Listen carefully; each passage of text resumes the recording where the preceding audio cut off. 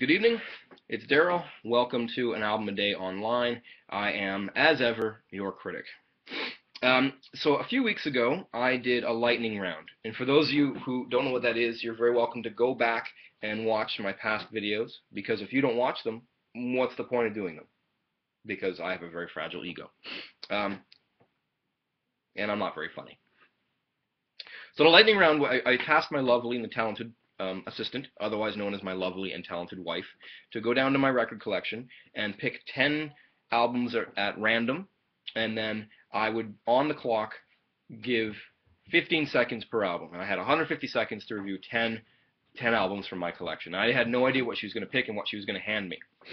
And a few of those albums were just kind of albums I've had in my collection, and I haven't deemed fit to trade them in or get rid of them, but I also don't necessarily listen to them all that often. And a few of them are actually some of my favorite, my favorite albums in my entire collection. Not the least of which is this, Sloan's Twice Removed. This is their second full-length release, and it was the second album on their very brief interaction with Geffen Records. Geffen picked them up in an effort to get as many bands as possible to cash in on the alternative rock wave that had started, and the grunge rock, alternative rock wave that was taking over the airwaves. And it seemed like major labels were picking up anybody who had sort of a quirky look and played not many chords and kind of sloppy guitar solos from the West Coast and the East Coast. And the East Coast is where Sloan hails from.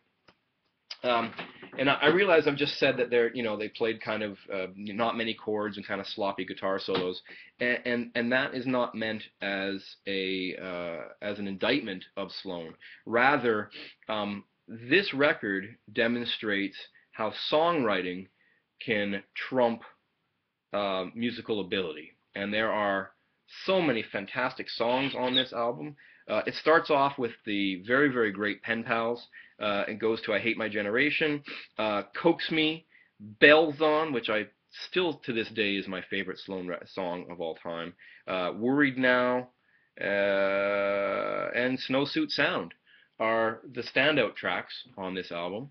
I only gave it 15 seconds a few weeks ago, and I said it's my favorite Sloan record, and Sloan is a band that is good, that has managed to make one excellent album. And I still stand by those words. Their first major label album, Smeared, was very much of the times and hasn't aged well. Their follow-up to Twice Removed is the very excellent One Chord to Another. And by that time, they decided they were just going to pretty much go it alone and take charge of their own careers. And they've done very well for themselves.